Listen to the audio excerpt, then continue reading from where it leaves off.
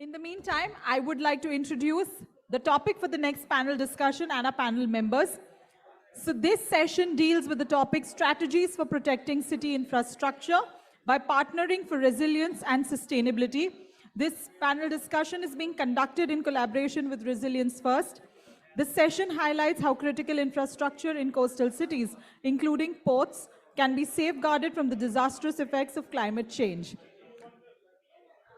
Ladies and gentlemen, I once again request all of you to please settle down. If we have delegates by the registration, I'm going to request them to join us back in the ballroom.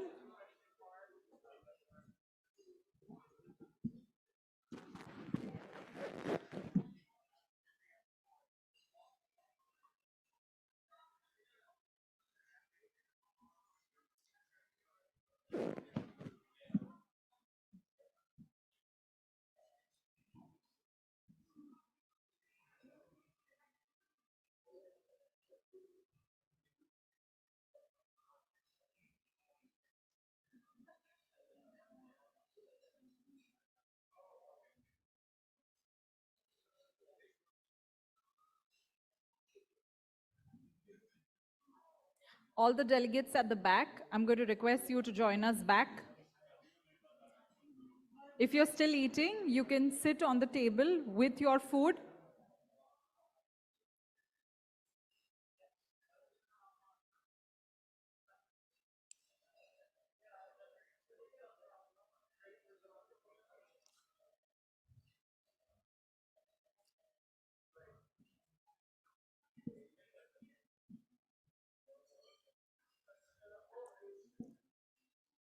So the session which is coming up now, ladies and gentlemen, is going to be sort of a hybrid session. We have some of the speakers who are going to be presenting individually, post which we are going to be having a panel discussion. We also have some speakers who are going to be joining us online.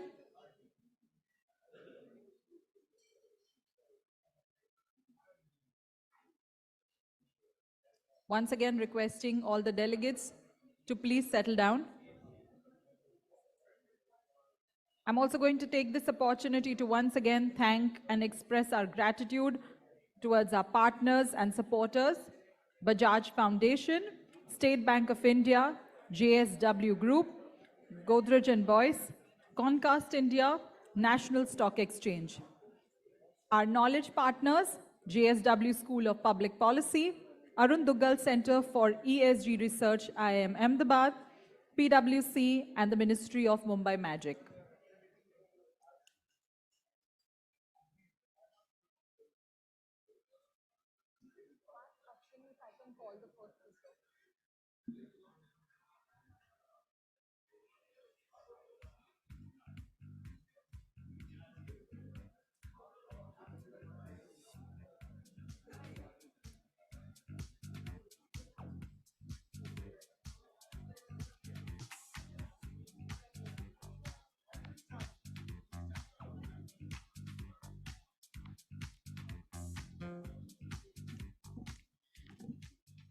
Ladies and gentlemen, it's time for me to now call upon the chairman of this session. We have with us today Shri Rajiv Jalota ji, Chairman, Mumbai Port Trust. To tell you a little bit about Sir, he is the Chairman of Mumbai Port Trust and the Indian Port Association. He has served as the Chief Executive Officer of Maharashtra Industrial Development Corporation for 3 years and as the additional Mumbai Municipal Commissioner for Projects for Municipal Corporation of Greater Mumbai in 2011. We're honored to have you here with us today, sir.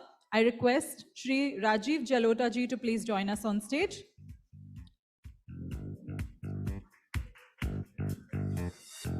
I would also like to invite upon stage our moderator for this session, Mr. George Karagiannis, Engineering Leadership Group Director, Resilience First. He is the director of the Engineering Leadership Group, the first of its kind peer-to-peer engagement platform with a vision to capture the voice of engineering firms worldwide. I request Mr. Jalota to lead the panel discussion.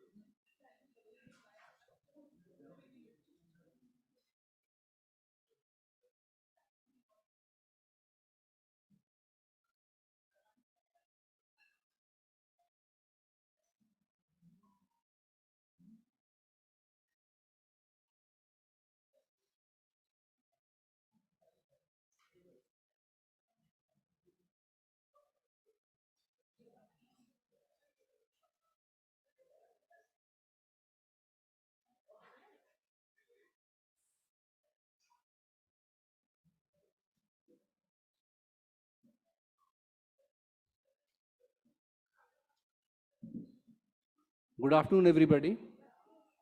I extend a hearty welcome to all the delegates present at the Golden Global Cities Summit 2023 on this session for strategies for protecting city infrastructure. In fact, the 2011 census of India, it showed that 15.5% of India's population, about 188 million people, they live in the coastal districts, while another 440,000 are in the different island territories in India. But we all know that coastal regions are one of the uh, highest growing regions. And so this population is going to grow exponentially with increased urbanization. But unfortunately, these coastal areas all around the world are among the most vulnerable to various impacts of climate change. Because in addition to the impacts such as heat waves, droughts, extreme rainfall events, all of which are common to the hinterland region as well, coastal regions are increasingly experiencing sea-based threats such as far more frequent and intense cyclonic storms and the long-term challenge of sea level rise. The frequency and intensity of tropical cyclones also will increase throughout the course of this century, primarily driven by the relentless rise in the sea surface temperatures due to global warming. Ports and shipping hold a critical place in the development of a country's economy in general and coastal cities in particular, generating economic benefits we all know about. While new deep water ports with specialized facilities have emerged to cater to rising number of bigger ships, older ports have gradually declined to become feeder ports, and port administrations have gone on to allow the transformation of old port areas for city-based activities like leisure and business. This includes ports like Yokohama, San Francisco, and Mumbai. Coastal zones of Mumbai are also experiencing coastal inundation due to flash floods and storms. Furthermore, the continuously rising sea levels exacerbate the existing hazards as well. Mumbai metropolitan region is home to two major ports in the country. The Mumbai Port Authority, which is primarily a break bulk, POL, chemicals and car logistics hub, while Jawaharlal Port Authority is focused on container ships. Both these ports and associated shipping will play a key role in the mitigation and adaptation towards climate action of the city and the region. Ports on the coast are highly vulnerable commodity and the resilience to such risks and shocks are very relevant in the present scenario. The eastern waterfront of Mumbai port spans almost 850 hectares. This part of the coast also supports a dense population and a variety of commercial activities. Hence, before going any further with major new development activities, Mumbai Port is now in the process of commissioning a study for a comprehensive understanding of the impact of sea level rise to avoid adding vulnerability to our sites. The goals of this study will be to improve the understanding of the cumulative effect of sea level rise, vertical land motion and land inundation on the site, and to translate this understanding into a form that is useful for the planning solutions for the site of Mumbai Port. As per the report published by National Maritime Foundation, along with Coalition for Disaster Resilient Infrastructure, they had studied Mumbai Port, JN Port and Paradip Port. Over the last 10 years, a total of 14 severe cyclonic storms made landfall over India. Out of these, 6 cyclonic storms have impacted the west coast of India. And we know that the cyclone Taute was the most recent one of 2021. We have learned some lessons from it, but still a long way to travel. The various SOPs that are in place for a cyclonic storm in the ports, because generally a cyclonic storm, when it is impending on the, say, the port, a few hours before that, we halt all operations. All the vessels inside the port are asked to move outside in the anchorage area, which is considered much safer. All cargo handling equipment is to be anchored and secured. I believe an incident happened yesterday only at the coast of Gujarat, where in one of the ports, a cyclonic storm came suddenly, and all the major machinery that was on the port that got severely damaged because it was not anchored. So SOPs and following the SOPs, implementing it to the hilt are very, very essential to protect the ports and the commodities and all infrastructure associated with it. There is this shutdown period can last for a few hours to a few days, depending on the intensity and speed of the cyclonic storm. The post cyclonic recovery period is also very painful. It may last for a few days. That happened post cyclone Taute. But if climate action increases the frequency of cyclonic storms, the cost to the port and to the city would be quite huge. Mumbai port has also revisited its safety guidelines, and we have released several safety norms for floating infrastructure to promote climate resilient infrastructure on the harbor waters. We also know that besides sea level rise, we are also contributing to the heat island effect, and port is no exception. We have large industrial activities, warehouses around the ports, which also add to the heat island effect. In Mumbai, we are trying to control this by development of an eco park for preservation of mangroves, as well as green bamboo plantations across all vacant port areas along the boundaries, and also on our island where crude oil terminal is located. Some green initiatives also have been initiated by the Ministry of Port Shipping and Waterways, because we know that with greener initiatives, impact on climate will be slightly lesser, and we will contribute our bit towards reducing global warming. In November 2022, a National Center of Excellence for Green Port and Shipping has been launched in association with the Energy Research Institute, TERI, which aims to develop a regulatory framework and alternate technology adoption roadmap for green shipping to foster carbon neutrality and circular economy in the shipping sector. On 10th of May, this very month, to meet the larger vision of achieving zero carbon emission goal, Ministry of Port, Shipping and Waterways has launched the Harit Sagar Green Port Guidelines. These guidelines envisage an ecosystem dynamics in port development, operation and maintenance, while aligning with working with nature concept and minimizing the impact on biotic components on the harbor ecosystem. These guidelines have also promoted development of port capabilities for storage, handling and bunkering of greener fuels, which are the fuels of tomorrow, including green hydrogen, ammonia, green methanol, etc. Mumbai Port is also part of the Quad Shipping Task Force, a collaborative effort by the ports of Quad countries, Los Angeles, Yokohama and Sydney ports, along with Mumbai Port, to identify green shipping corridors for piloting solutions to decarbonize the port operations and the shipping associated with these four ports.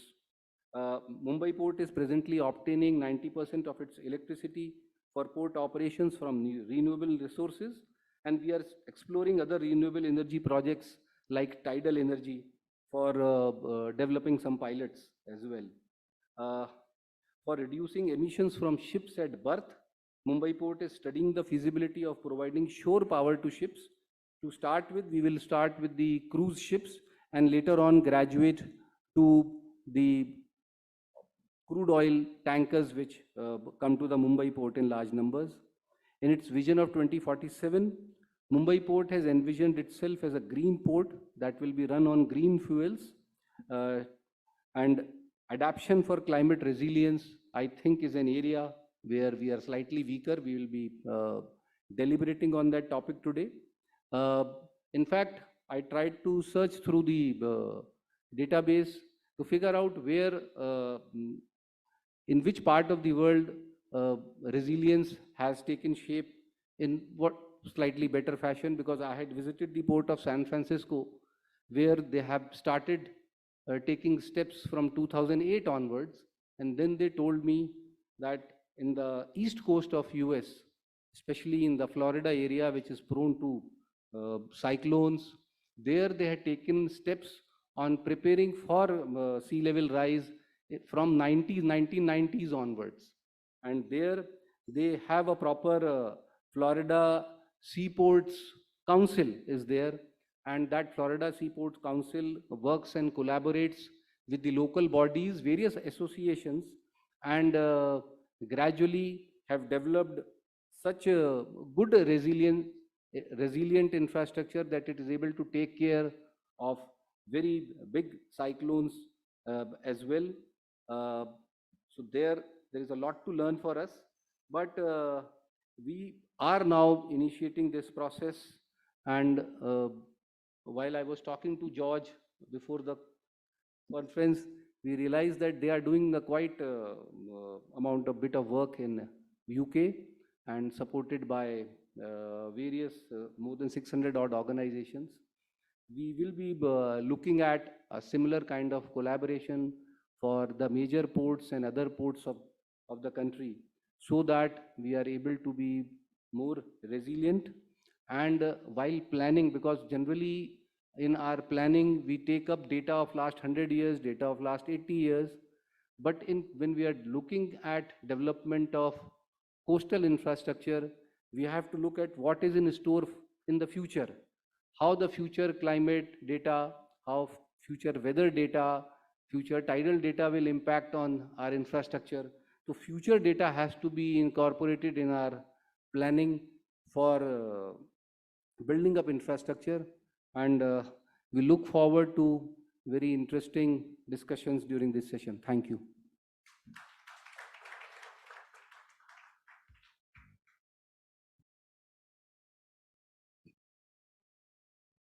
So thank you, Mr. Chair. Thank you, dear Shri. So, ladies and gentlemen, the focus of this session will be on strategies for protecting city infrastructure by bringing together resilience and sustainability. We will focus on coastal infrastructure, particularly in coastal cities. When we think about coastal infrastructure, our first thoughts typically run to ports. However, they're not the only type of coastal infrastructure we need to guard against. We need to protect against climate change. In many islands, airports, roads, even power plants and fuel facilities are located near the coast and can be exposed to a wide variety of natural hazards. Here in this session, we will identify these critical vulnerabilities, focusing on an all hazards approach. We will not only deal with cyclones, we will not only deal with storms or monsoons. We will keep an eye out for things like earthquakes that don't stop, for climate change, and cyber threats in a case in which we're dealing with an intelligent and determined opponent. We will seek to learn from good practices around the world. We will seek to find global solutions for local problems, which was one of the key topics we were discussing at the Engineering Leadership Group Executive Roundtable just before lunch. We will also seek to explore strategies for protecting critical infrastructure. And last, we will try to identify ways to include adaptation planning and climate resilience in the agenda of every meeting going forward. So thank you very much for bearing with us. And without further ado, please welcome our first speaker.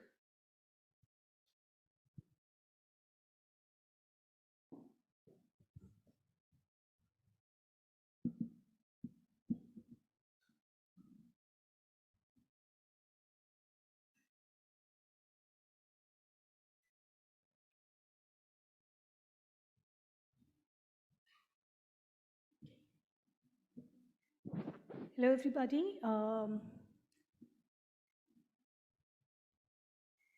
Thank you very much for bearing with us after lunch. I'm Mrinal Mathur, and I'm representing Arup. Arup is a large engineering firm, and we've been working with Resilience First a lot on ports, and I'm representing Arup UK.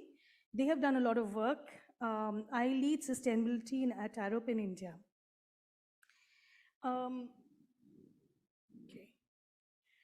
So ports as a gateway to resilience is what I'll be presenting on, and we are basically looking to align our impacts and align our actions with the impacts on ports.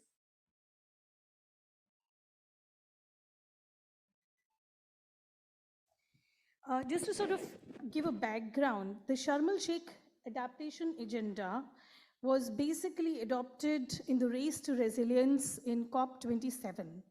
And that is where discussions on resilience and adaptation sort of began. And COP27 recognized, and the Sharm el-Sheikh adaptation agenda recognized that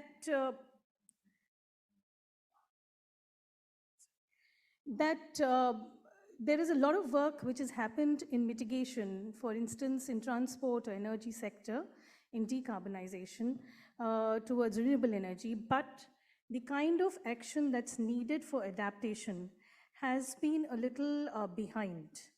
And that is where the Sharm el-Sheikh adaptation agenda focused on resilient food systems, resilient water and natural systems, resilient habitat systems, and resilient coastal and ocean systems. Resilient infrastructure as well, with planning and finance being cross-cutting enablers. Resilience for ports essentially will focus on resilient coastal and ocean systems as well as infrastructure. So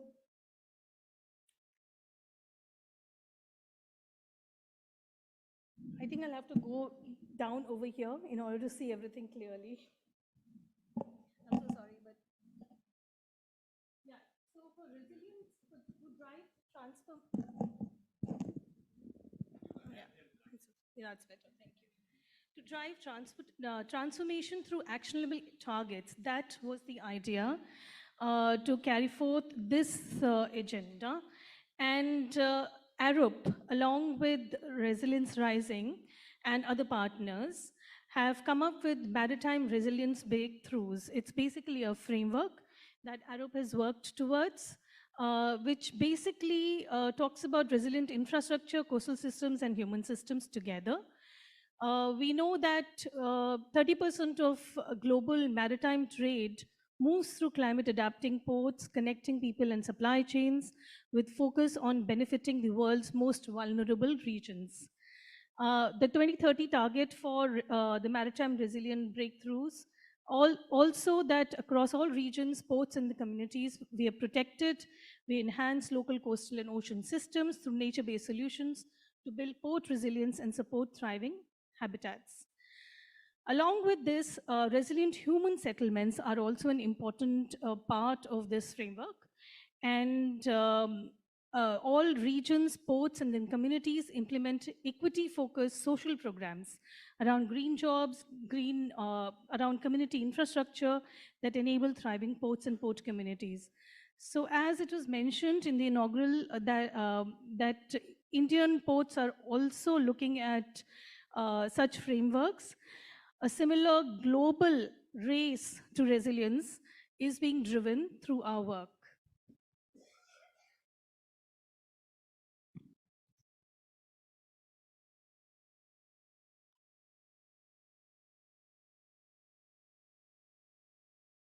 So Mark Button at Arup is basically leading this work, and he's the maritime decarbonization leader. I am representing him today over here.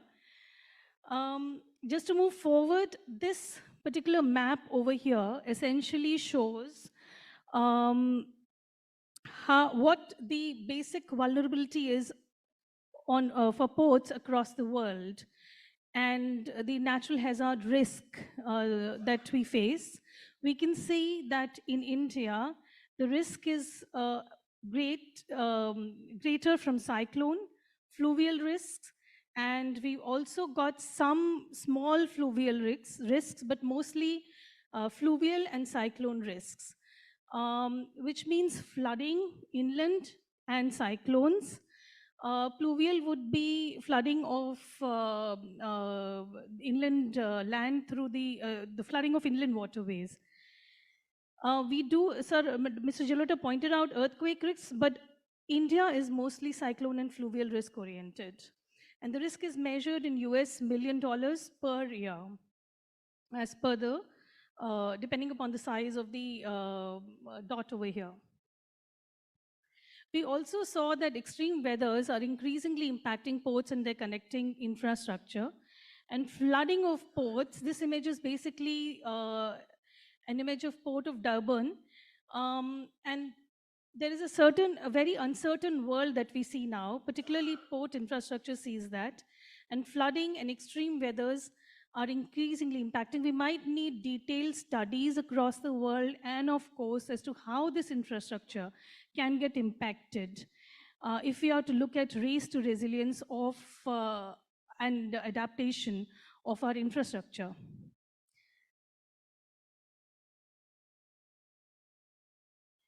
Apart from this, we've also seen that geopolitical factors now can create barriers to trade and transport.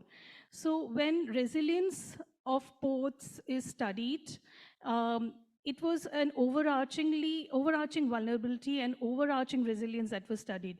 So it was resilience from climate change, but also resilience from other factors like geopolitics.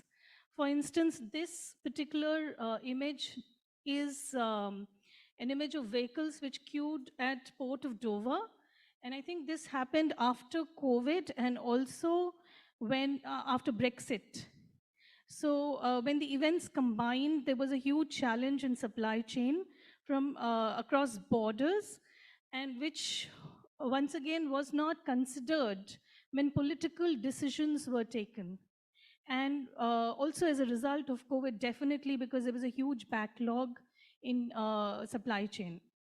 So resilience would mean that a port is able to function effectively and efficiently in all its operations, both inland and outward when it's accepting goods from other countries or vessels which come into the port. So a holistic resilience framework needs to be considered. Climate change is a huge player in that.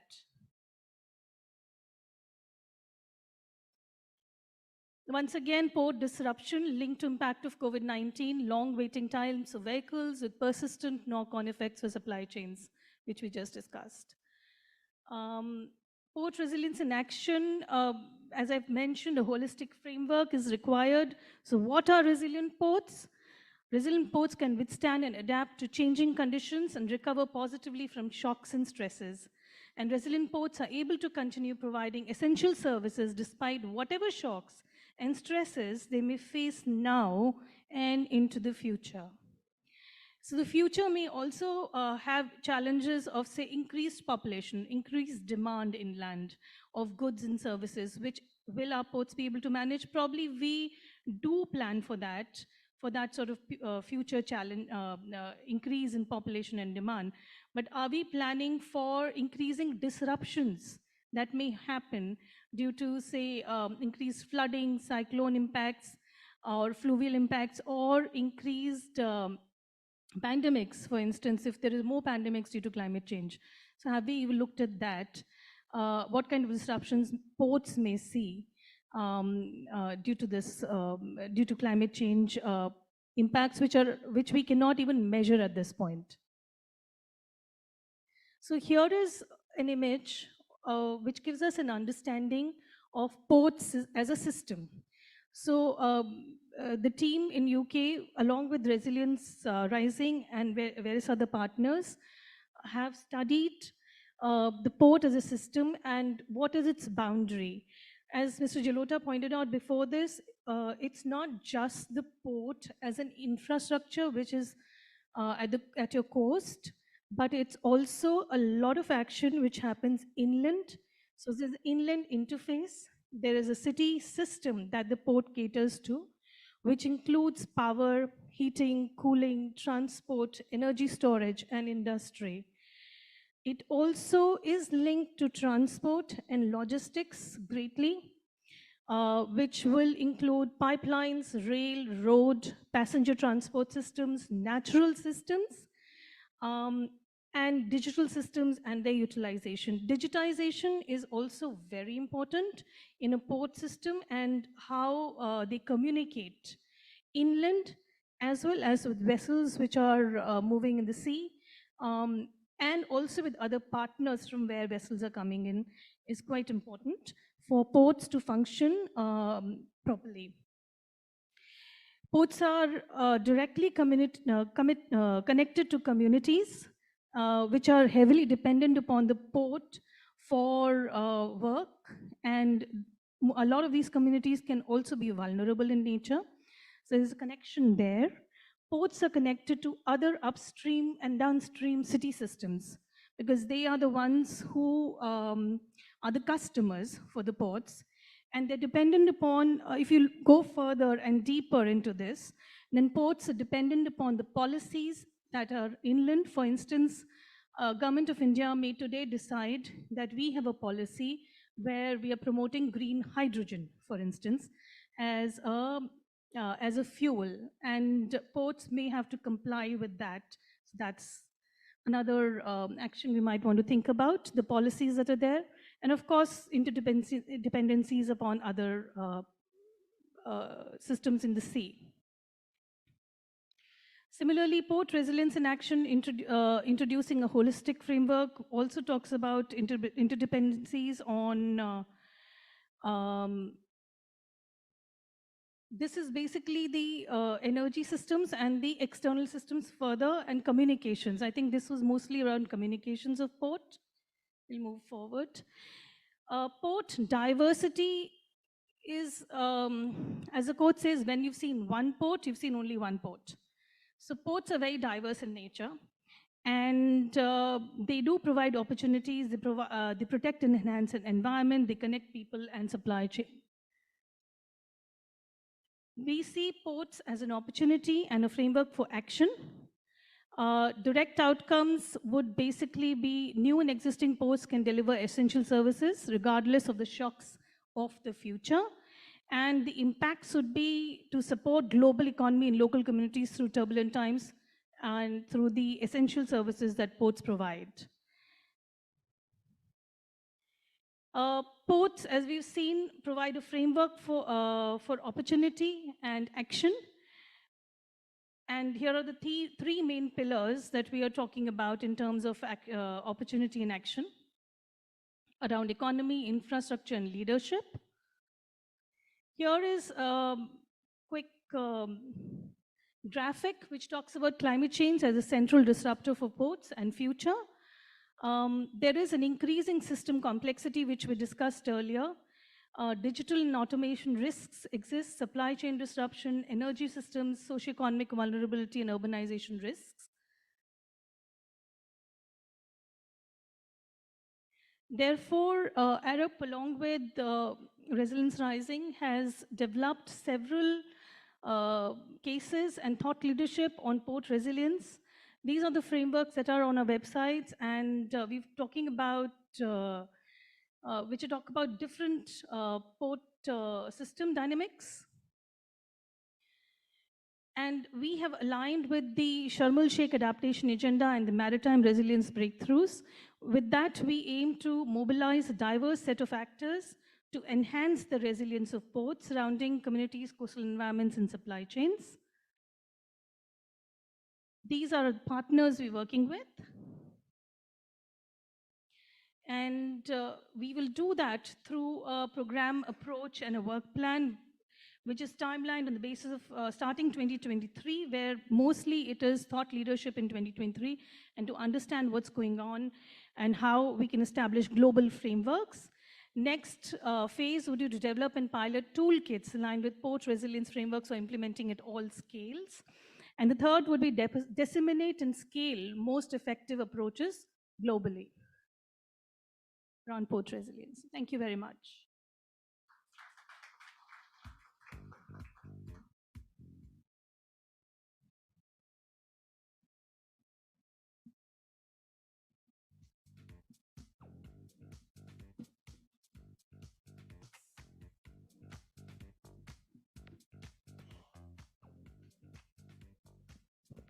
Thank you very much, Ms. Mathur. Ladies and gentlemen, my next speaker for the panel discussion has sent a video recorded message. I would just like to introduce the speaker to all of you. Dr. Abhas K. Jha, Practice Manager, Climate Change and Disaster Risk Management, South Asia Region, World Bank. The Practice Manager for Climate Change and Disaster Risk Management in South Asia region at the World Bank, Dr. Abhas Jha, is a dynamic force driving global initiatives in infrastructure lending and resilience building. With a wealth of expertise in cities, infrastructure finance, climate risk and public policy, he leads a team dedicated to providing technical assistance and advisory services. Can we have the video on screen, please? Good morning, good afternoon, and good evening, depending on where you are. My name is Abhas Jha. I'm the Practice Manager for Climate Change and Disaster Risk Management for the World Bank for the South Asia region. I'm very grateful to Mumbai First for giving me this opportunity to speak at the Global Cities Summit.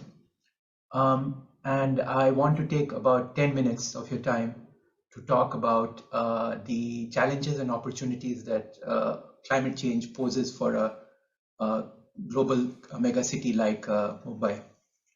So since everybody is talking about ChatGPT and AI, this first slide that you see, I actually asked Bing to generate an image for me on what it sees as the future of Mumbai under the impact of climate change. And as you can see, it's not a particularly appealing image that came out of artificial intelligence. So today I'd like to focus on four challenges that are posed by climate change for a city like Mumbai. So one is sea level rise and storm surge.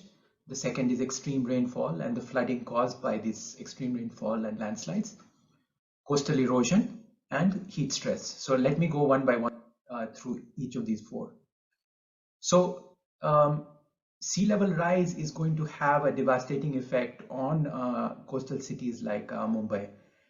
And one good benchmark for me is that you can look at the US military and see what it is projecting out for 2100 in terms of predicted sea level rise.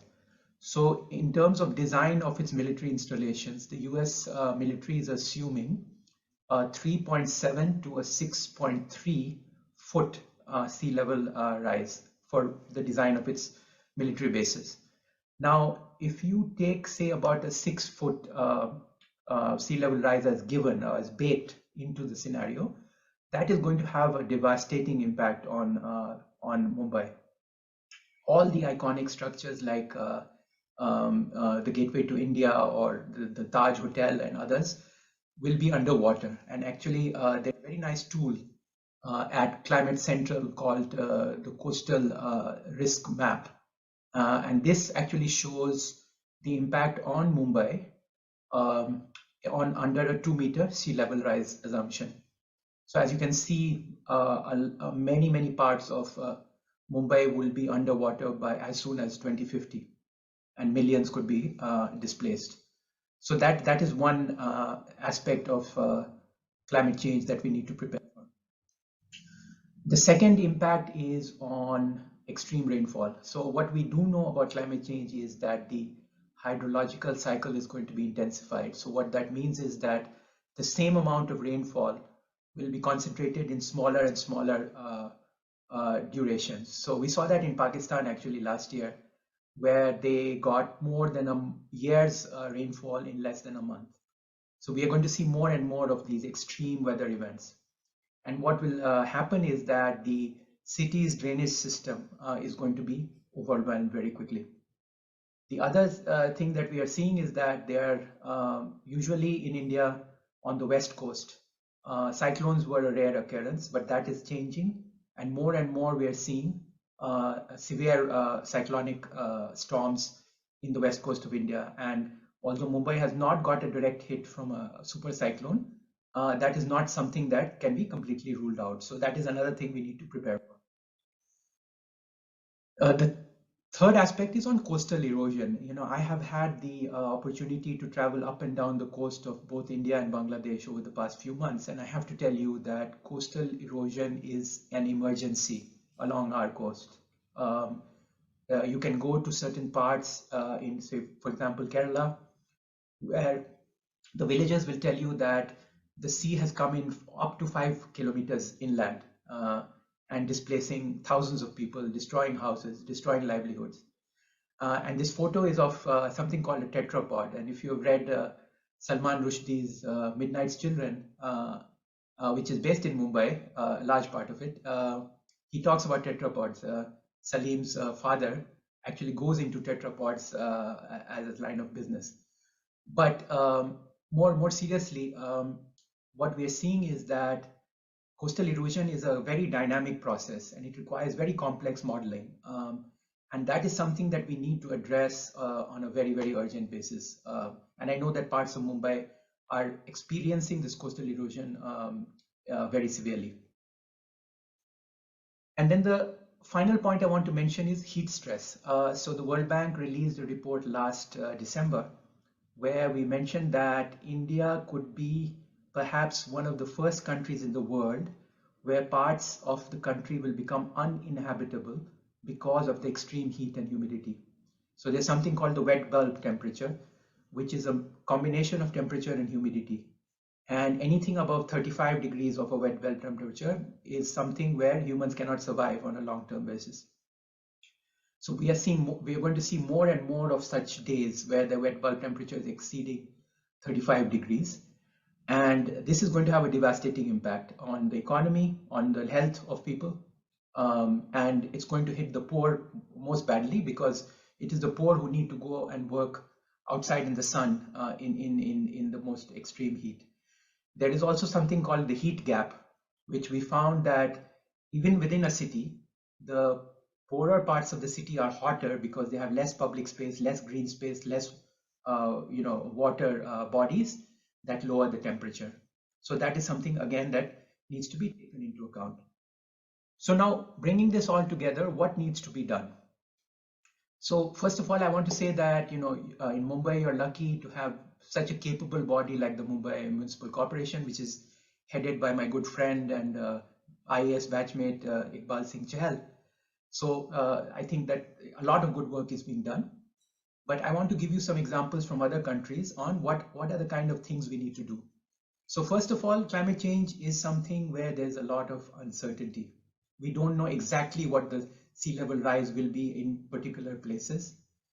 We don't know when exactly a storm is going to extreme or weather event is going to happen. So what we need to do is that we need to prepare what are called no regrets or low regrets plans, which means that you prepare plans that are robust under different scenarios, including very extreme scenarios. One example of that is the Copenhagen Storm Burst Management Plan, which actually what it does is that it plans for extreme weather events by designing public spaces, for example, like parks, which can double up as water storage capacity when the drainage system is overwhelmed. So this is a very good example of a program which prepares for uncertainty. The second is to get the balance right between hard and soft infrastructure. So typically, when we talk about drainage or preparing for extreme weather events, we think about hard infrastructure like embankments or seawalls. But what we have found is that natural solutions like, for example, planting mangroves can be much more cost effective. This is not to say that hard infrastructure does not have a role to play, and certainly Mumbai needs to invest in, for example, upgrading its drainage system. But what needs to be done is also to get this balance right between nature-based solutions and what we call gray infrastructure or the hard infrastructure. Third point is that we need tremendously more investment in things like good data, good modeling, and the capacity for governments to make use of this data and modeling. So in the US, the RAND Corporation has something called robust decision making. What that means is that these are models where you don't make predictions, but rather you try to look through scenarios and uh, build a process by which you can survive different scenarios, including extreme ones. The other example in this I wanted to point is that Google, the artificial intelligence wing of Google, is now investing in things like flood forecasting, which can actually make very accurate flood forecasts even under a data scarce environment. So they are doing some very interesting work, for example, in Bihar. The fourth point I wanted to make is that early warning systems are one of the best investments that a country can make. We have found in the World Bank that $1 invested in early warning systems can save up to $4 to $8, and even higher in some cases, of avoided losses. So when we talk about things like heat waves, we need to upgrade the capacity of the city, of the state, and of the country to make predictions of when these heat waves will happen and where exactly, so much more granular data. And the final point I want to mention is that in all of this, it is the poor and the vulnerable who are going to be hit hardest. So we need to think about systems on how do we protect them. So for example, social protection systems, so cash payouts in the event of a disaster, or even cash payouts before a disaster hits, have been shown in many countries to protect the poor. So I will stop here. I'm really sorry that I can't be there in person with you, and I hope you have a great discussion. And these are my contact details, so please do reach out if you have any questions. Thank you again for this opportunity. Thank you. Bye.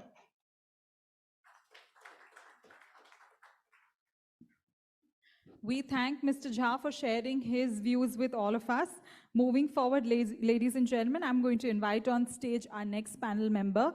I request Assistant Director, Strategic Management, Mumbai Port Trust, Mr. Sarbodaman Mukherjee, to please join us on stage. So if you don't mind, I'm going to request you to kindly take your seat for 2 minutes.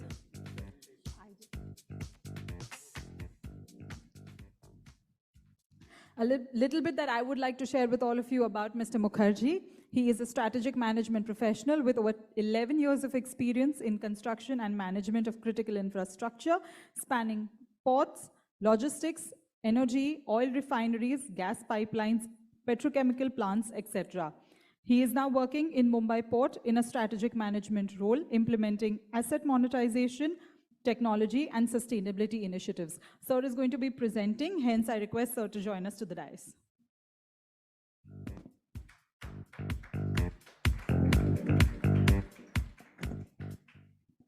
Good afternoon to all the delegates present here. I just wanted to share an approach of asset-based management to climate adaptation. This is something that I basically have collated while we were working on creating a master plan, Vision 2047, Amrit Kal master plan that has been mandated by the ministry under direction of Honorable Prime Minister. And during this discussions, we tried to factor in sea level rise, and we are still in the process of doing it. But when we come to creating a roadmap, let's say for the next 25 years, when and at which point are we going to, let's say, level up the docks on the wharfs, or we have a fish jetty that we are currently building at Mallet Bandar. Do we increase the level of it, or do we let it stay? Do we level it up after 10 years? How do we go about with any mitigation plans? And whenever we come to this decision, I think the additional commissioner was also speaking about it, it becomes problematic because we don't have an idea of the asset value. So let me just, can you go to the next slide, please? Yeah. No.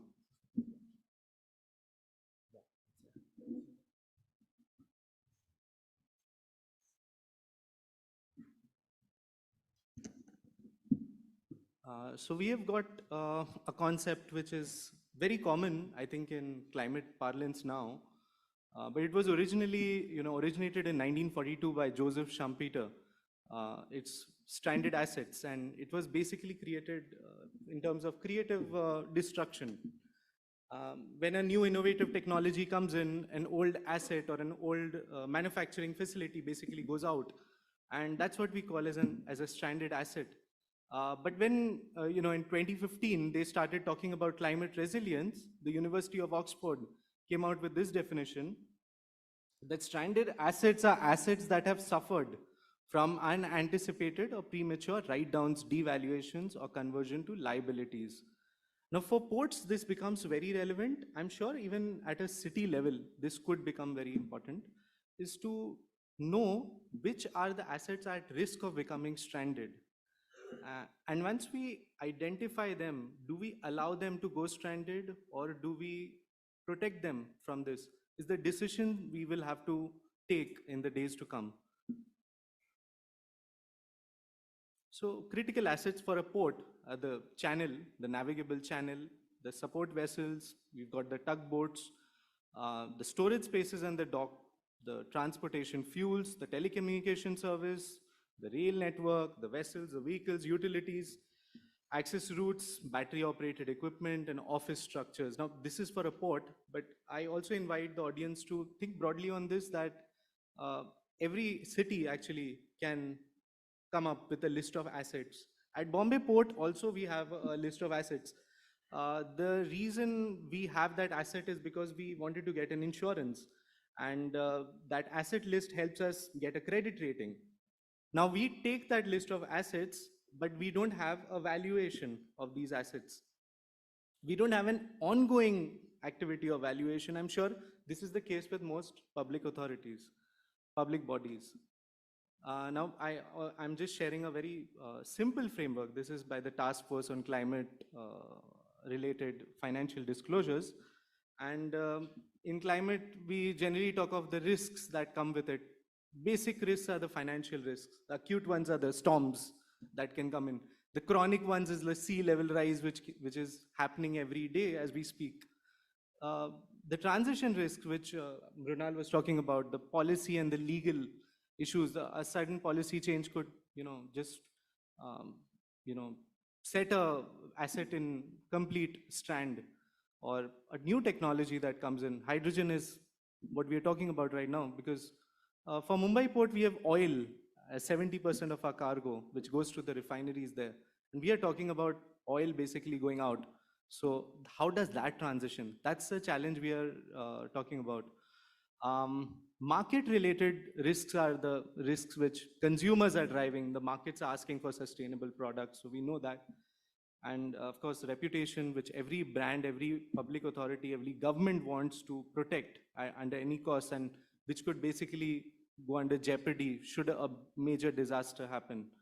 So let's say we take all these risks, we put some metrics to it, we put some numbers to these, and then we also have some opportunities. We have a new source of energy, solar, and that becomes an opportunity for us. A new product or service that we could roll out, some new markets we could enter. And taking these risks and opportunities, we marry it to the valuation process. Now, this is something that has been attempted by public authorities, but it's a massive exercise. I mean, we have done a valuation exercise, and I think it took us 3 months with a big team of officers to do a valuation of the entire land of Bombay Port. Now, I'm talking about doing a very complex valuation exercise, which involves risk metrics, a lot of that, and coming out with a list of assets with their values and risk profile, a typical asset management approach, a portfolio approach. So this approach is actually had been attempted in Ahmedabad in 2013. Ahmedabad tried to do a valuation of all the public lands. It gets tricky because we have got lots of land, and then you don't have transactions happening, or arrive at a fair value of these assets is difficult. But the fact is that if a sufficient amount of work and research is done, and supported with digital tools like a GIS platform, which Ahmedabad attempted, they were able to come up with a valuation. Let's say in every 5 years, we have a list of assets, and every 5 years we do an evaluation, and we consider the future cash flows. Let's say it can be done at the city level also. This would be a completely amazing tool for decision makers, Because when you want to basically sanction a project, as the additional commissioner was saying, sometimes you have to go all the way till the political layer of decision making to get that to happen.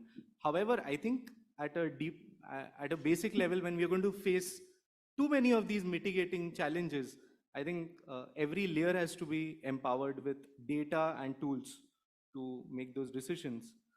And lastly,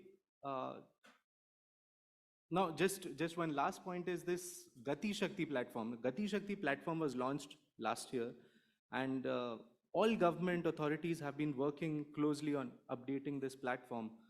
This Gati Shakti platform could actually be useful in this way to value all public assets. And I was listening to the Mr. Dheeraj Mehta. He was speaking about Dwarka and the initiative to bring together, I don't know if he's in the audience, to bring together the data of the entire city. I think a massive exercise like the valuation of assets could also be something that Dwarka could look at. And coming to the point of partnerships and collaborations, we know by now this is the most important thing in fighting the challenge of adaptation and mitigation. However, when we look at mechanisms of collaboration, one model stood out. We were working with the Norway embassy, and we came to know about the cluster model. And what Norway does is companies come together for a project, and they could be rival companies, they could be competing companies, but they come together, they get a grant from the government, and they work on a project. And whatever they achieve becomes an IP, which they can now then sell to other organizations around the world. I think collaboration mechanisms, unless they're incentivized through some financial mechanisms, these will really drive the collaborations forward. Otherwise, we will talk about knowledge sharing agreements, and I don't think that will get us far in this direction. We also have strategic partnerships for international collaborations. Like, for example, we have done the National Center of Excellence for Green Ports and Shipping and Denmark is one of the partners in it. Multilateral institutions could also be bridges for collaboration. And I think there is a separate session on collaboration. I think there'll be more discussions on this, but I'm just putting out my thoughts there. And of course, lastly, port cities can collaborate on similar climate profiles. I don't know whether we have a climate profile based study of different port cities, but cities with similar profiles, with similar challenges should come together and form collaborations, and that will really bring meaningful solutions up for adoption by the players. That's it from my side. Thank you.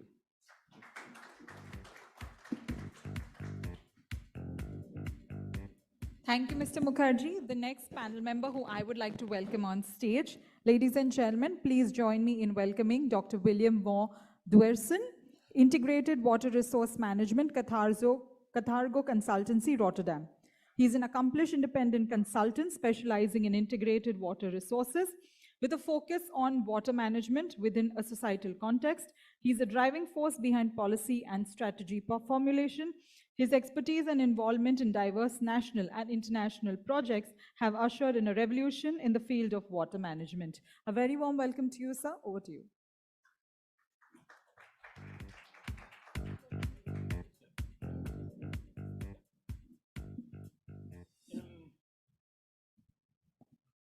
Good afternoon to all of you. I'm from Rotterdam. Rotterdam is a little bit comparable to Mumbai, and it has a little bit different aspects from Mumbai. And I will give you a little bit of the background of Rotterdam and some remarks on Rotterdam. Some remarks on the resilience in Rotterdam. Basically, Rotterdam is a port city, and it has a huge industrial basis here. What you're looking at is the map, is a bird view overview of Rotterdam. And what you have to realize is Rotterdam is one of the world's large ports. Sorry, I'll use this. Is this working? Now it's working. Yeah. Okay. One of the large ports of the world. Until 2000, it was the largest port of the world, but that position has now been taken over by Chinese ports. What we are dealing with in Rotterdam, it's a port city, so we're dealing with trade, logistics, and industry. That's the main reasons why Rotterdam exists, I would say. 2 million people living in greater Rotterdam area, and the whole area, of course, is just above or just below sea level. So very prone to flooding and all the climate issues that we are seeing. Important part, why is Rotterdam a port city and why is it located where it is? It is a Europort, the port of Europe, and it means we have a huge backcountry. It means the majority of the goods being imported or exported into the EU goes through Rotterdam. Yeah? That makes it very dependent on the River Rhine and the North Sea as the major transport axis. Open access to the sea and open access to the backcountry. So it means we both have open sea and we both have open backcountry. And the very reason why Rotterdam is a port city makes it very vulnerable to climate change. Open access to the sea, open access to the hinterland. And the sea, of course, sea level rise, storm surges, everything. Hinterland, the Rhine discharges that increase due to climate change, but also low water levels in the Rhine that hampers transportation into the hinterland.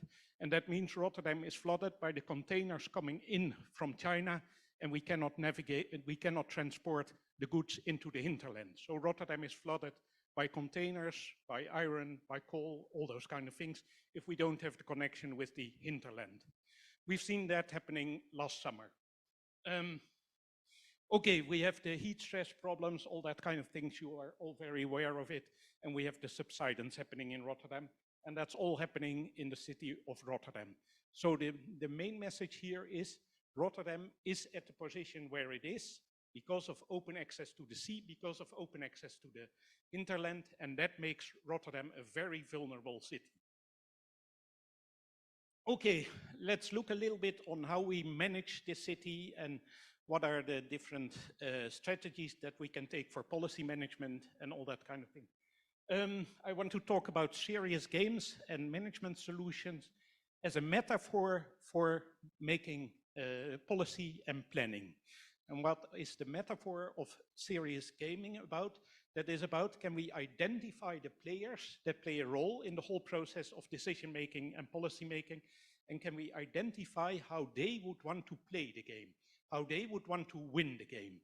So the multi-million-dollar question is, of course, what do we mean by winning this game? What is the game about? It is about creating sustainable cities. It is about increasing resilience, but it's also about what are the different incentives that the different players have, and how do we make sure that each of the players can find a strategy that works out a perfect strategy. Not only dealing with, can we beat climate change, but also dealing with, can we work together, can we collaborate on this? Okay, in gaming talk, we can talk about men versus nature. And that is basically, we are dealing with casino games. That is, we roll the dice and see what comes out of it, and we either win or lose, kind of things. That is, we are dealing with uncertainty, and that's dealing with the whole issue of, can we predict what will happen in the future, and can we see how we can devise strategies for that? But there's another story to be told. If we look at Katrina and what happened during Katrina in New Orleans, we see that after Katrina, the US started to do a lot of land zoning and flood zoning in that area. So don't develop your development here because this is flood prone area. Do it here because this is better area. Good plan, but then the development company started to move in, stepped in, the property owner stepped in, and they said, I don't want my land to be designed flood prone because I'm losing property value there. Yeah? So we are not dealing anymore with men versus nature, but we are dealing with an issue of men versus men. Yeah? There's different stakeholders here, these different stakeholders have different incentives, and they will play out optimal strategies to win their part of the game. Yeah? Gaming is again a metaphor for the decision making and the policy making. Okay, so the question is, how can we design a game in which players join in the effort of making a sustainable city? What do we mean by winning the game? Again, the question is, when do we win this game of us versus climate change, of us building sustainable cities? What are the roles of the different players? Well, basically, if you're a player in a game, you have to ask yourself, what is in it for me? Why do I want to join in the game? How do I win the game? How do I score points in the game? Or how do I get penalty points? Can I devise a strategy for me as a player, not for the entire game, but for me as a player to make me win the game? If we look at the storm surge barrier, Bert has already introduced this. This storm surge barrier is at the mouth of the River Rhine. So if we close the storm surge barrier, we keep out the water. Yeah, we keep out the storm surge. That's the whole definition of it. But if we close the whole thing, it means we are blocking transportation. Every day that we close the storm surge, it means that we are losing multi-million of dollars of commercial activities that could happen there.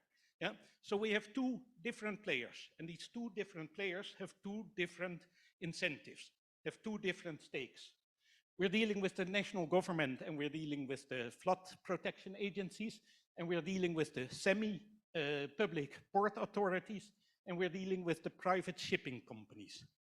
What is their role in this whole story? What are their stakes? And how do we play out the policy making of designing this storm surge, of operating this storm surge? So you recognize the playing component and you recognize the real policy issues that are here. I want to go to a totally different level. This is local communities. Again, local communities play a very important role in making cities more sustainable.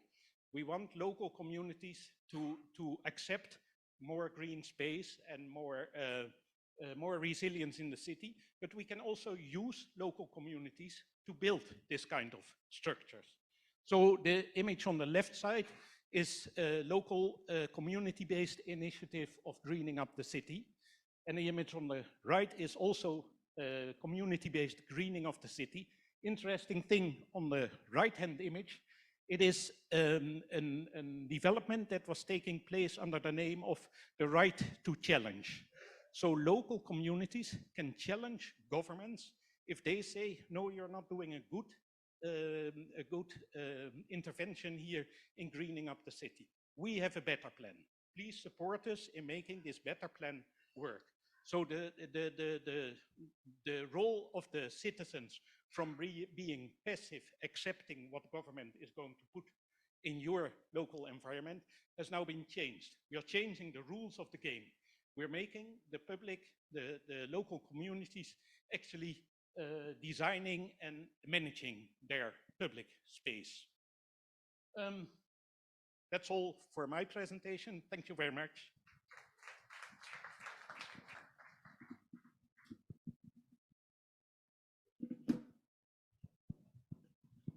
Thank you, Mr. Dorson. Ladies and gentlemen, we have two panel members who've joined us online. Let me introduce them to all of you. We have with us Mr. Vinit Kumar, former chairman, Kolkata Port Trust. He served as the chairman of Shyam Prasad Mukherjee Port, Kolkata, and vice chairman of the Indian Port Association before taking over as the chief executive officer of Khadi and Village Industries Commission. Also joining us with this panel discussion is National Disaster Management Authority, Dr. Krishna Vats. He's a seasoned professional with an impressive 25-year-long career dedicated to disaster risk reduction and recovery. He currently serves as a member of the prestigious National Disaster Management Authority, and his remarkable journey includes key roles as a policy advisor for disaster recovery at the United Nations Development Program in New York and Nairobi, as well as the Regional Disaster Reduction Advisor for South and Southwest Asia. They've joined us virtually. I'm going to request all of you all to give them a big hand and welcome them to this discussion. Over to you, Mr. Kumar. Thank you. At the outset, let me thank Mumbai first for giving me this opportunity. And I'll say hi to Jalota sir. I have the opportunity to work with him in IPA. It's a very apt topic. I have had the opportunity to work in Shyama Prasad Mukherjee Port Trust, that is Kolkata Port Trust, which controls the Kolkata and the Haldia ports. And also for almost an year, I looked after the Paradip port also, which is in Odisha. And as somebody said, that eastern coast of India is quite prone to cyclones.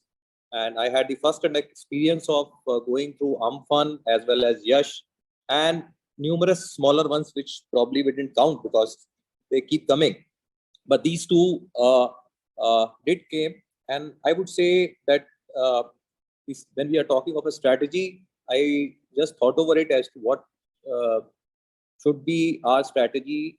I think there are 4 steps which we all need to take in this direction. First is the acknowledge, act, protect, and then prevent. When I say acknowledge, I mean that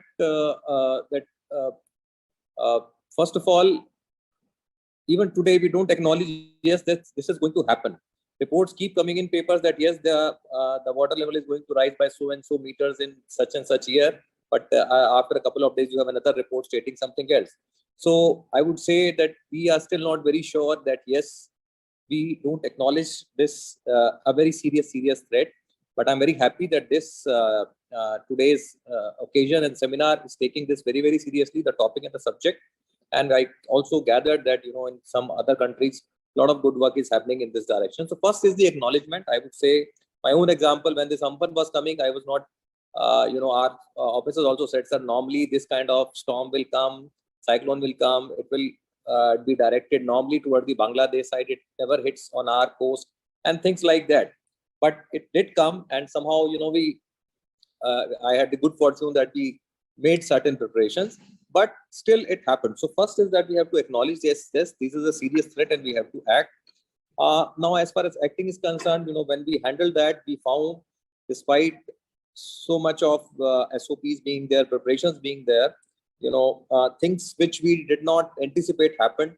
The water level rise, which normally is 4 meters, 4.5 meters, it went up to 6.5 meters. So there were machines which we never felt will get inundated. And if we had a slightest idea that yes, this could happen, we could have done the preventive work. The entire cable network, the transmission lines, the telephone lines, everything goes out. The machines, which you require for rehab and restoration work, they were all kept in one place. And then we found out that there's no way to go there. We have not, the manpower is somewhere else. Their houses are flooded, they don't have water, they don't have electricity, they don't have communication. So we went through that phase and found that how vulnerable we are into all this. Thankfully, we could save our machines, the bigger machines, the trains, etc. I think you would all recall that last year, I think when the Taute came, there was a big crane which fell in JNPT. So hopefully we could save that. But the idea is that, these things, unless we gain experience and knowledge from each other and actually do it on the ground, this action is very important.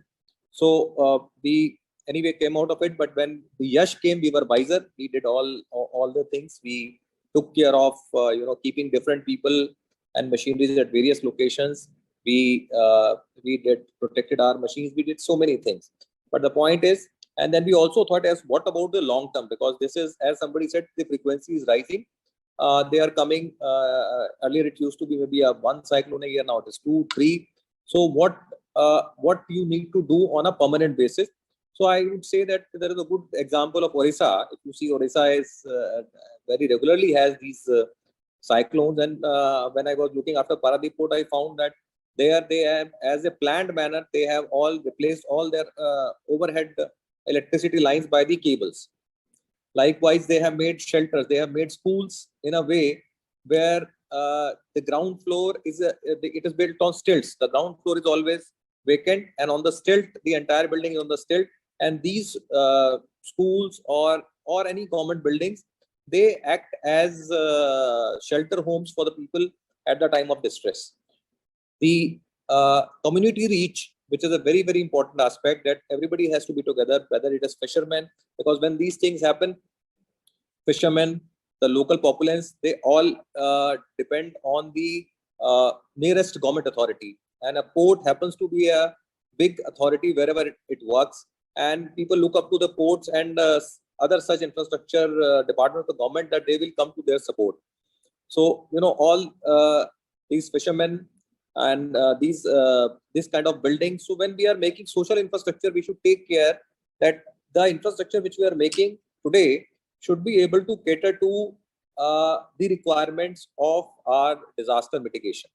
So that is another aspect which I would say, that in the planning part of the social infrastructure, this can of course be extended to some kind of private infrastructure also. If a good office building is coming up, there can always be it can be designed in a way that it can act at the time of any disaster, how this can be utilized. In Mumbai, we all know we had 2005 July floods.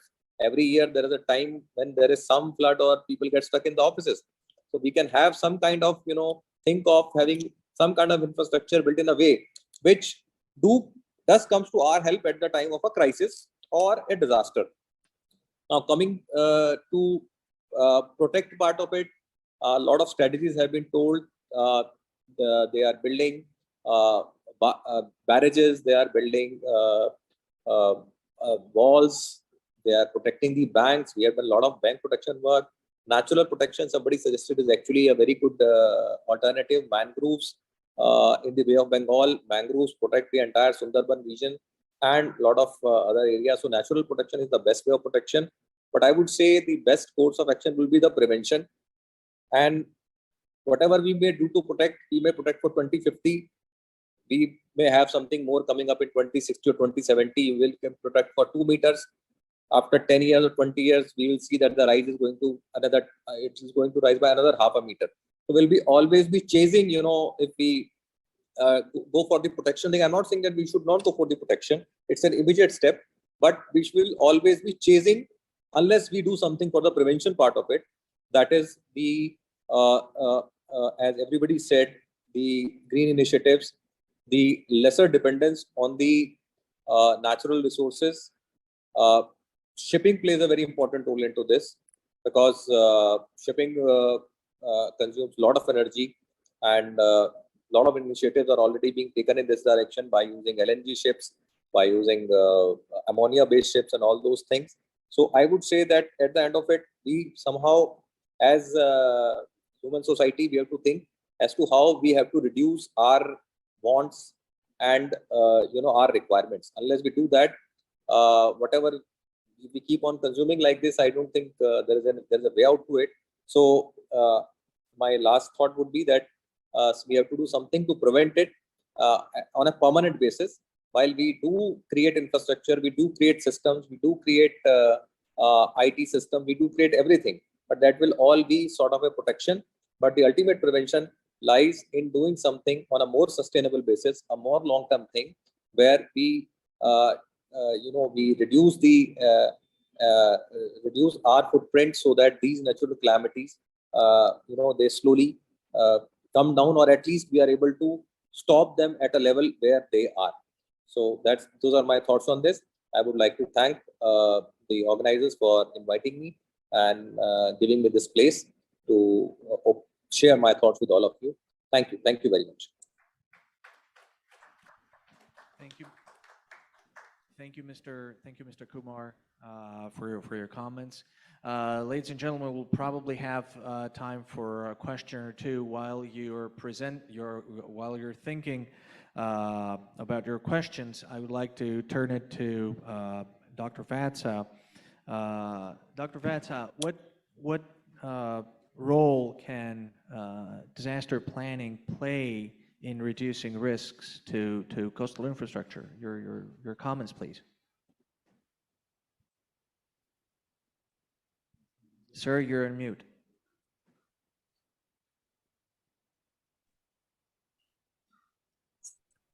So one definite strategy for reducing the vulnerability of coastal infrastructure is to improve the land use planning and improve the standards and codes for the infrastructure planning.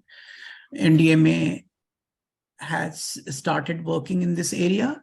And one of its initiatives is to set up the Coalition for Disaster Resilient Infrastructure, which is promoting standards and codes for resilient infrastructure across the cities in India and elsewhere.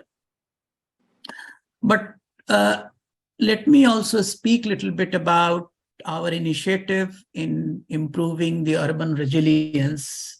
And I would like to speak a little bit about NDMA's program on urban flood management that we have just commenced. It's a big program, about $400 million. And we are implementing this program in the 7 cities of India, 7 biggest cities of India, and which include the 3 coastal mega cities, Mumbai, Chennai, and Kolkata. And as you know, the urban floods have become a very, very serious problem. The rainfall in all the cities, if you look at the data for the last few years, the rainfall has increased. We have very uneven precipitation.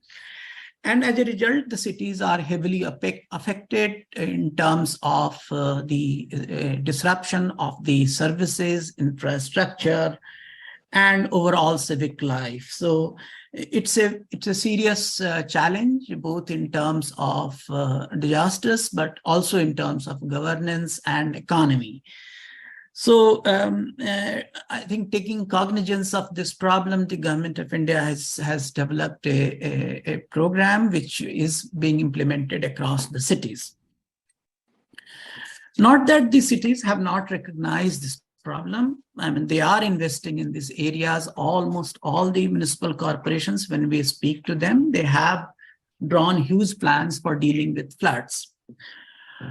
But what we are trying to do is to bring a greater, more precise strategy for flood management, a more balanced strategy, and what we today recognize as a Spawn City approach.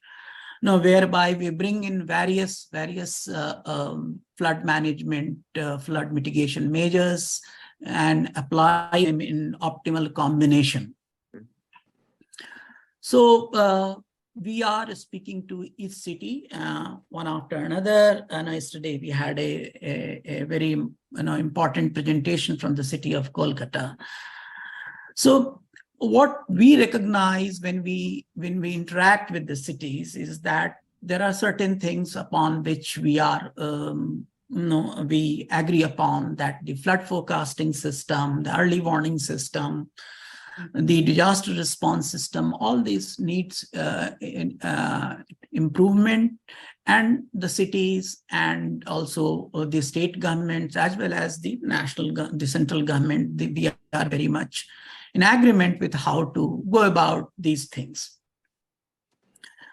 There are some divergent approaches when it comes to managing the floods in the cities, and it's important to understand this, and perhaps it would be good to discuss this with a view to develop a good consensus. Some of the cities are more in favor of structural solutions. So they are trying to extend the sewer lines. They would like to invest more in stormwater drainage. They would like to install pumping stations of high volume so that they can drain more water. So that's one dominant approach to flood mitigation. The other approach, which is also very, very important and which we are strongly advocating, is one based on nature-based solutions, where we are focusing on, where we are advocating the increase in efficiency of natural drainage, how our natural drainage should improve and drain the water as well as manage the surface and ground level water of the cities. Now, there are three systems within the cities. One, of course, the rivers. Then we have wetlands, and then third, the canals. So all the cities, say for the city of Mumbai, we have 4 rivers. Mithi River, Dahisar River, Poisar River, Ushiwara River. All these rivers have faced serious challenges in terms of encroachment, in terms of the flow of water, and they have ceased to be very efficient natural drainage systems. So what we emphasize is that these rivers must be rejuvenated, they must be made more, and they must increase their carrying capacity. Chennai, say, for example, we emphasize that the wetlands, all the wetlands which have been encroached upon, be reclaimed, and we should have more and more capacity, carrying capacity added to the existing wetlands. Kolkata, we have a number of canals. So I think all these canals, again, need to increase their capacity. And there is also a proposal to interlink the canals. So the cities would have different systems, but I think some of these systems that are existing for a long time and which actually define the ecology of the city must be given due importance. So what we are emphasizing there is that, of course, that stormwater drainage needs to improve. We should have more pumping stations. We should have more holding ponds. But there should be a fine balance between the nature-based solutions and these structural solutions. In addition, of course, yes. Dr. Vata, I apologize for interjecting, sir. We have run out of time twice now. Thank you. I'm Thank you. kindly asking that you wrap it up. Thank you very much. Thank you. Thank you. I think that's all I have to say. And maybe if there is any question, I think what is very, very important about this initiative that we have done is that we are bringing together all the cities so that, the urban flood management approach is discussed among the cities, and we have a national framework for urban flood management. Given the challenge, it's very, very important that the cities come together, work together, and share their experiences. Thank you. Thank you very much, Dr. Vata. Ladies and gentlemen, give it up, please.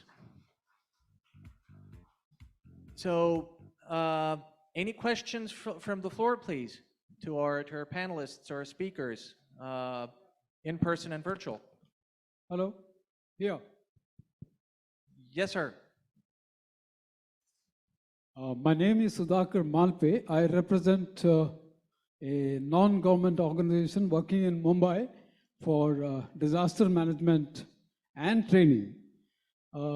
Majority of our speakers today on the panel are from the port areas. So, but invariably, they have either knowingly or unknowingly, they forgot certain very important aspects of resilience and preparedness or sustainability. Number one is that most of the people refuse to talk about the cruise ships which are coming into the our ports, which is very, very important in my thing. Number two is that shipbreaking activities which is happening here in India. The most of the discarded ships in developed countries comes to India, and they create a lot of environmental issues. I don't know why this was neglected. Number three is the discharge of the ships, which is again destroying our the flora and fauna. Number four is that we have a very, very important fishing port in Mumbai, Sassoon Dock. We are listening about its development for last 15 years. Nothing is happening. I come from a coastal area of Karnataka. Come to Mangalore along with me. I'll show you how with disaster management fund we have developed entire coastal area of Mangalore. Come to let me take you to our neighboring state, Diu Daman, how they have protected their the coastal areas. It is something very unique. So why do we have to look at China or Russia or Australia for that? We have got our own neighbor who have developed things. We have money. World Bank pours money. We are not using it. We don't look beyond our nose. I am not complaining here to any of the government agency or its performance. But I am saying, we need to look at our own resources, our own capacity. We can do magic. Please respond. Thank you. Thank you very much. Thank you very much. Well, nature-based solutions are becoming an increasingly important hazard mitigation option. Any questions, please, from the audience? Yes, ma'am. There's a microphone coming to you. Thank you very much.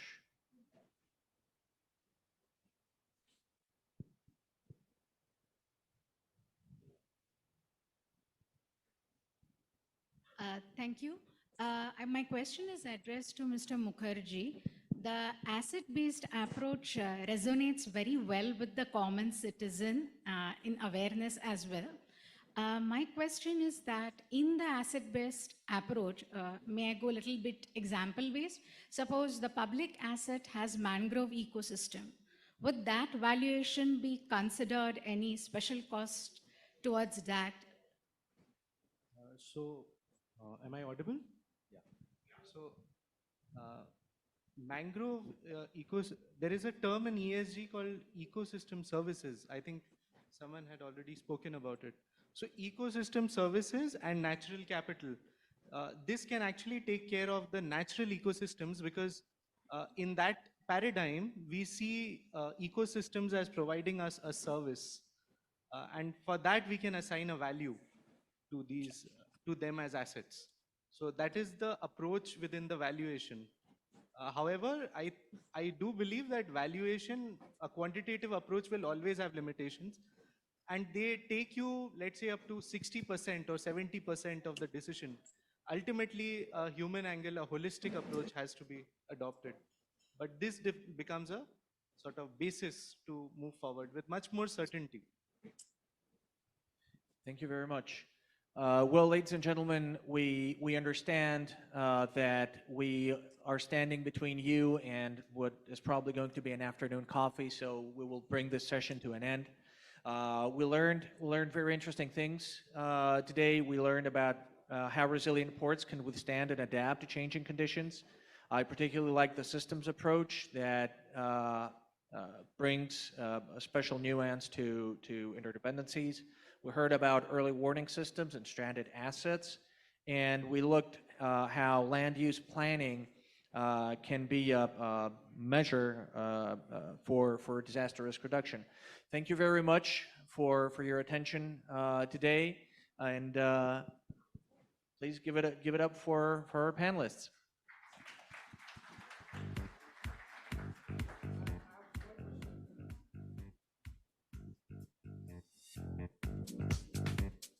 Thank you.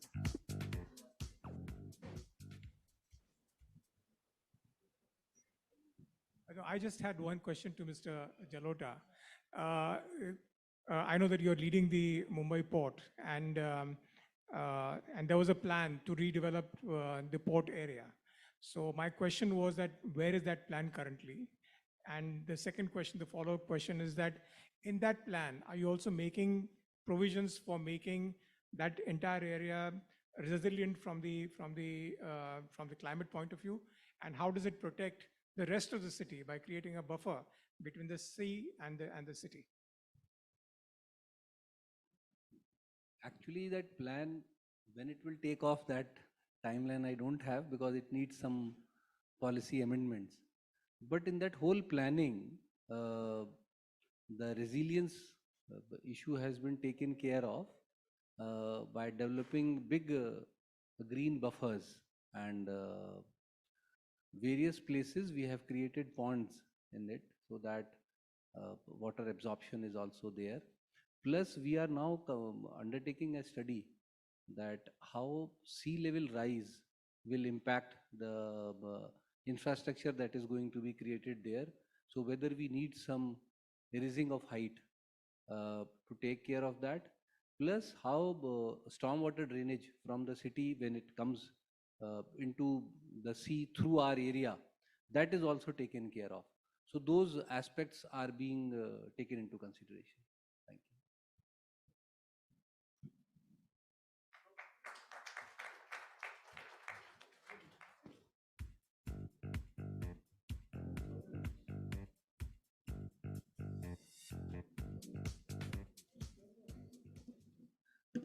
I would like to thank all the speakers, our panel members on stage, for joining us here for this summit and sharing their expertise with all of us. Ladies and gentlemen, let's give them a big hand.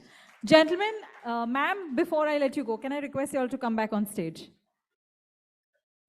There's a small present that we would like to give you all. I request Ms. Radhika Nath, Governing Board Member, Mumbai First, to please join us on stage.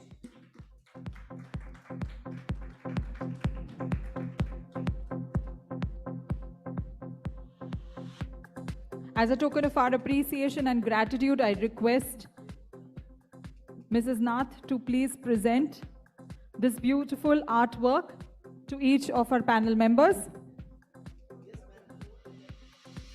Our memento is a beautiful piece of artwork that celebrates the invaluable connection between Mumbai's mangroves and the indigenous communities that they support. This artwork was created by young Mumbaikars under a campaign titled Make Art for Mumbai's Mangroves. For these mementos, we have partnered with the Ministry of Mumbai Magic, a city-wide progressive youth climate community that believes that young people are not just the face of Mumbai's future, but they are equal stakeholders of its present. This community is incubated at the Purpose Climate Lab in India.